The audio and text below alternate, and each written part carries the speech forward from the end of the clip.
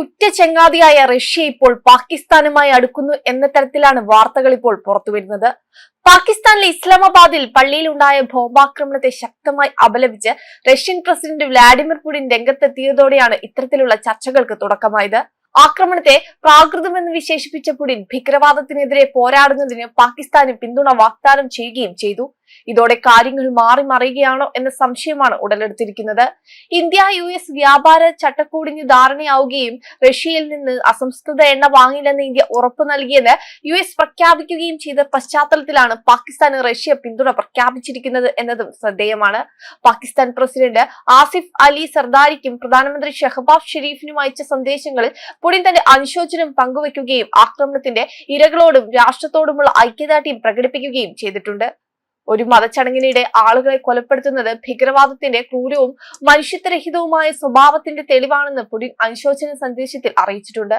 കൊല്ലപ്പെട്ടവരുടെ കുടുംബങ്ങൾക്കും സുഹൃത്തുക്കൾക്കും തന്റെ ആത്മാർത്ഥമായ അനുതാപവും പിന്തുണയും അറിയിക്കുന്നു. പരിക്കേറ്റവർ വേഗത്തിൽ സുഖം പ്രാപിക്കട്ടെ എന്നും അദ്ദേഹം പ്രശംസിച്ചിരുന്നു. ഭീകരവിരുദ്ധ പോരാട്ടത്തിനും സുരക്ഷയിലും പാകിസ്ഥാനുമായുള്ള സഹകരണം ശക്തിപ്പെടുത്താനുള്ള റഷ്യയുടെ സന്നദ്ധയും പുടിൻ സൂചിപ്പിച്ചിട്ടുണ്ട്. അതേസമയം നേരത്തെ നേരിട്ടോ പരോക്ഷമായോ റഷ്യയിൽ നിന്ന് എണ്ണ ഇറക്കുമതി ചെയ്യില്ലെന്ന് ഉറപ്പ് ലഭിച്ചതിനാൽ അധികമായി ചുമത്തി 25% പിഴത്തീരുവ പിൻവലിക്കുകയാണെന്ന് വൈറ്റ് ഹൌസ് പുറത്തിറക്കിയ എക്സിക്യൂട്ടീവ് ഓർഡറിൽ അവകാശപ്പെട്ടിരുന്നു.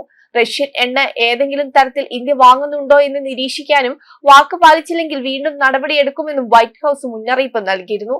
അതേസമയം ഏപ്രിലിൽ റഷ്യയിൽ നിന്നുള്ള എണ്ണ വിതരണം ചെയ്യേണ്ടതില്ലെന്ന് ഇന്ത്യൻ എണ്ണ ശുദ്ധീകരണശാലകൾ വ്യാപാരികളോട് നിർദ്ദേശിച്ചിട്ടുണ്ട്. ഈ നിലപാട് ഏപ്രിൽ കഴിഞ്ഞും നീളുമെന്നും ബന്ധപ്പെട്ട കേന്ദ്രങ്ങളെ ഉദ്ധരിച്ച് വാർത്താ ഏജൻസിയായ റോയിറ്റേഴ്സ് റിപ്പോർട്ട് ചെയ്തിട്ടുണ്ട്.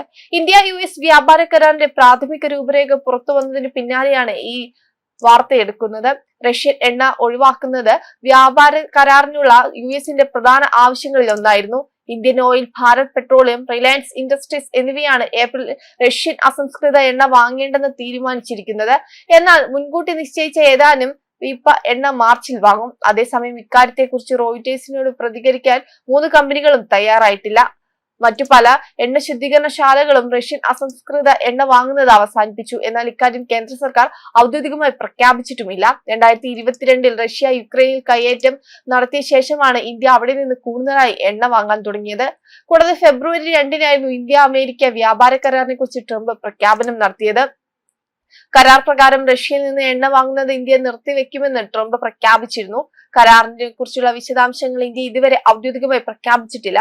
ഫെബ്രുവരി 6-ന് ഇന്ത്യ അമേരിക്ക പുറത്തിറക്കിയ സംയുക്ത പ്രസ്താവനയിലാണ് ഇത് ആവർത്തിക്കുന്നുണ്ടായിരുന്നത്. നേരിട്ടോ അല്ലാതെയോ റഷ്യയിൽ നിന്ന് എണ്ണ ഇറക്കുമതി ചെയ്യാൻ ഇന്ത്യക്ക് ബാധ്യതയുണ്ട്. അടുത്ത 5 വർഷം അമേരിക്കയിൽ നിന്ന് $500 ബില്യൺ ഊർജ്ജ ഉൽപ്പന്നങ്ങൾക്കും വാങ്ങുമെന്നും ഇന്ത്യ അറിയിച്ചിട്ടുണ്ടെന്ന് ഇതുമായി ബന്ധപ്പെട്ട് ട്രംപ് ഒപ്പുവെച്ച എക്സിക്യൂട്ടീവ് ഓർഡറിലും പറയുന്നത്. വെബ് ഡെസ്ക് കർമ്മ ന്യൂസ്.